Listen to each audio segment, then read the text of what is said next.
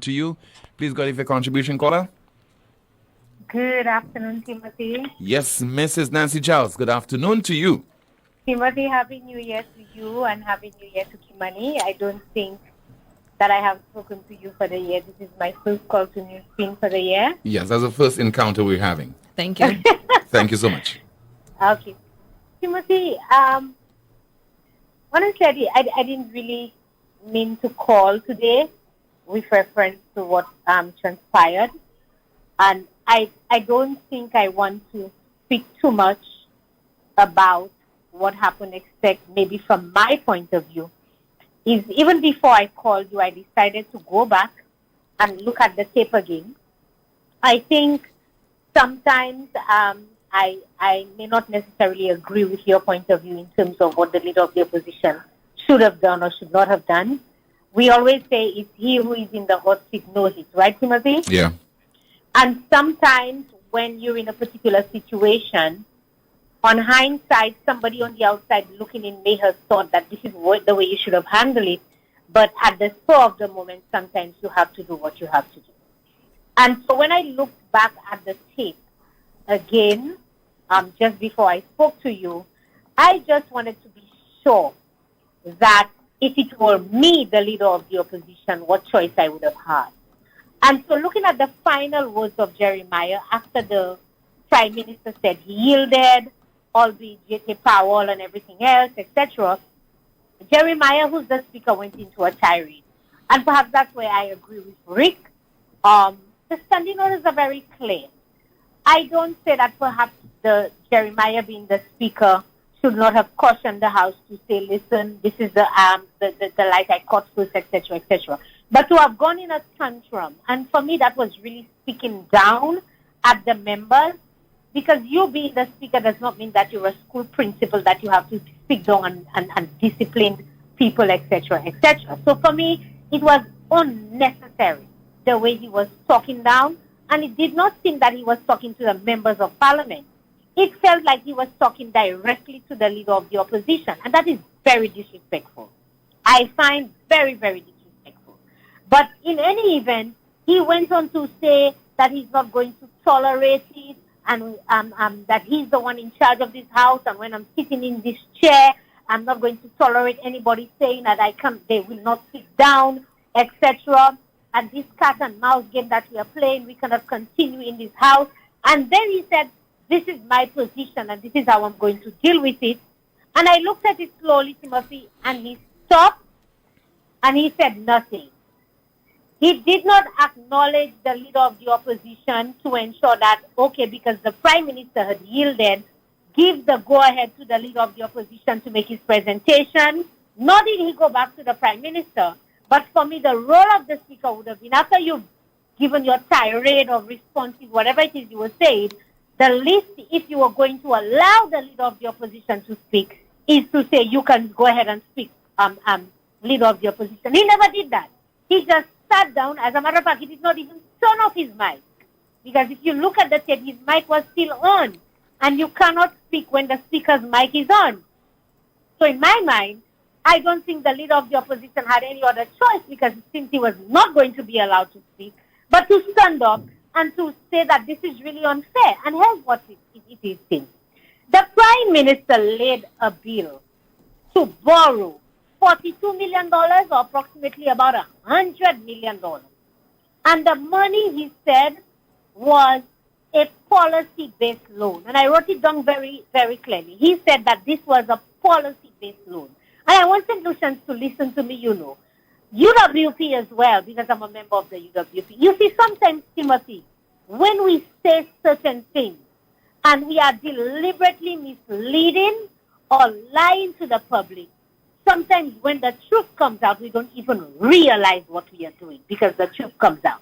The Prime Minister said that there were some prerequisites to this policy-based loan. Am I correct so far, Tim? Yes, ma'am. He said that there were prerequisites to this policy-based loan, meaning that there were certain things that he needed to do before he could access the loan. And he said that there were 8 things that he needed to do before before he could access the loan. Am I correct so far, T? Yeah. Number one, he said the first thing that the government had to do was to enhance tax revenue and to support fiscal stability. That is the reason we had to implement the 2.5 health and security levy. And I stop right there. Mm-hmm. You see the truth? And this is why no member of parliament stood up to say anything. Because every single one of them, Timothy, they were in on it.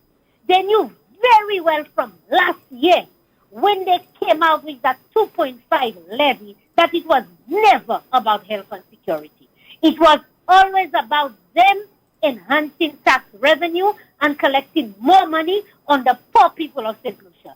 And they hid it under a 2.5 tax health and security levy. And in my presentation in the Senate, Timothy, I went at length through the budget to show that there was no budgetary statement, no allocation, no income or revenue generated by that 2.5 levy. You know why, Timothy? Because when the estimates were prepared, there was nothing about a 2.5 levy. They went to Parliament and they approved the estimates, and the levy was never spoken about in the Prime Minister's statement. You remember that? The Prime Minister only spoke about that levy when he made his budget address, which was months afterwards. And after they passed the estimates, they realized there would be a shortfall of revenue. Then they went to the CDB to get money, and the CDB said, well, I can give you money, but you need to do A, B, C, D. And one of them was to include a tax, was to implement a tax. So today, the people of St. Lucia are seeing the truth, and maybe that is why Jeremiah and everybody else in that parliament did not want the leader of the opposition to speak. Because I can guarantee you, Alan Shastley picked it up right away. He picked it up right away that, hey, you had a prime minister just a few months ago who said that he was implementing a 2.5 tax health and security levy. Timothy, are you aware that they said over $11 million so far? The last time I heard the prime minister said it was about up to October, I think, recently $10.5 million would have been generated. 10.5. So if it was October, we're in February, we can assume they've collected a little more than over 5. But let's say $10.5 million, Timothy. They have collected $10.5 million. Have you seen any change, any allocation, any new policy with reference to health in this country? Health or security? Have you seen any new policy, any new allocation with reference to security in this country? Crime continues to rise. Robberies continue to rise. Housebreaking, the police are throwing their hands in the air. No new initiatives, no money is allocated separately to the police or to healthcare. No medicines in the health facilities. Appa had a talk show recently. There was no toilet paper. He said to, did you remember? He said that a friend of his was in the aisle and he was covered with a shower curtain. Not even bed sheets we had in the hospital. And you've collected $10.5 million. You say it is for health and security. All the time lying to the people of St. Lucia. And today, you're going to the CDB to borrow $100 million for budgetary support. That's what he says for. Budgetary support to continue to pay for their comrades, their friends, their families, their consultants, and all these people they're hiring on the backs of St. Lucia. That is what the issue is. And that is why I believe Jeremiah and nobody else wanted Alan Shastley to speak. So in the final analysis, I think Alan Shastley did what he felt he had to do at the time.